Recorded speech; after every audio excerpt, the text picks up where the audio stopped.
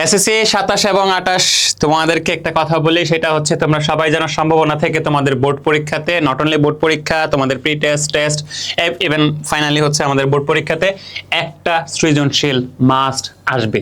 আর এই একটা সৃজনশীল অ্যান্সার করার জন্য তুমি যদি মাত্র 4টি টাইপের অঙ্ক করো তাহলে কেমন হয় বলো তো? খুবই ভালো হয় না? 4টা টাইপ বুঝলে কিন্তু তোমার সম্ভাবনা শেষ। একটা সৃজনশীল আমি মাস্ট অ্যান্সার করতে পারবো আমার এসএসসি পরীক্ষাতে, নট অনলি এসএসসি, আমাদের প্রি টেস্ট এবং আমাদের টেস্ট, এই যে 3টা এক্সাম, প্রি টেস্ট তারপরে টেস্ট তারপরে ফাইনালি এসএসসি মানে ফাইনাল এক্সামটা আর কি।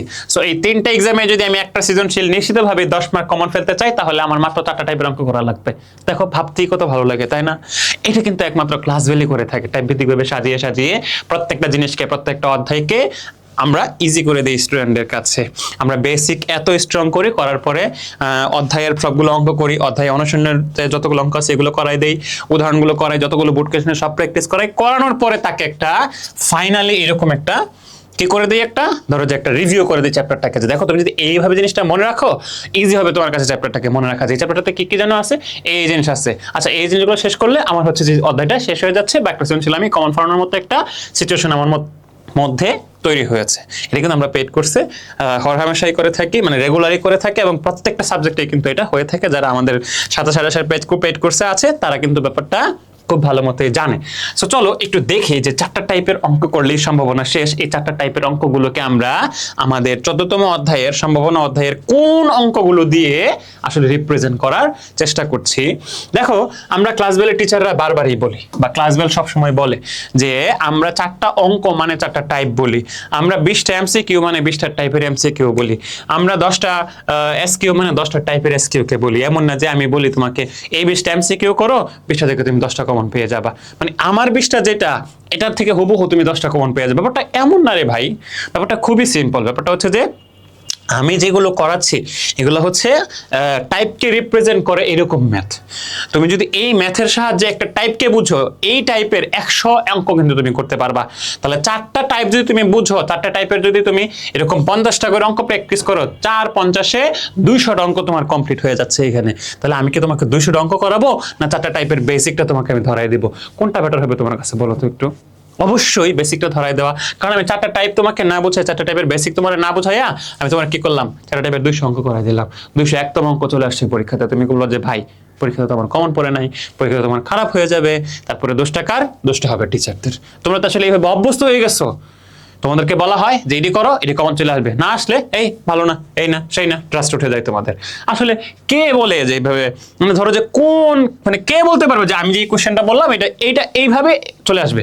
কারণ আমি কি কোশ্চেন করছি, বা কোশ্চেন যে করছে সে কি কোনো আমার আত্মীয়, সে কি আমার পরিবারের কেউ, ভাই ব্রাদার কেউ?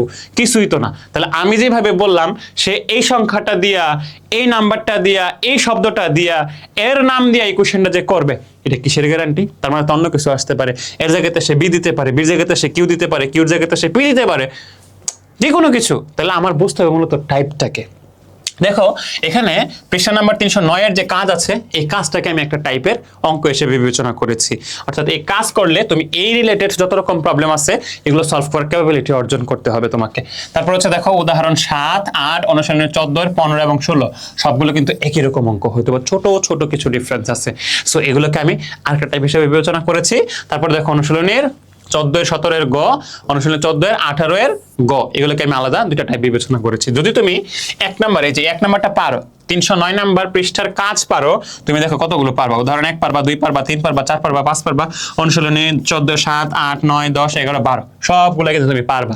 আমি আবারও বলছি, হয়তো সিলি কিছু অতিরিক্ত ছোট ছোট মানে খুবই সূক্ষ্ম কিছু পার্থক্য থাকতে পারে, যেগুলো আসলে ওইভাবে কাউন্ট করা চলে না। তুমি যদি ঠিকঠাক মতো বুঝে থাকো এটা, তুমি কিন্তু এই পার্থক্যগুলো নিজেও ধরতে পারবে এবং নিজেও সমাধান করতে পারবে।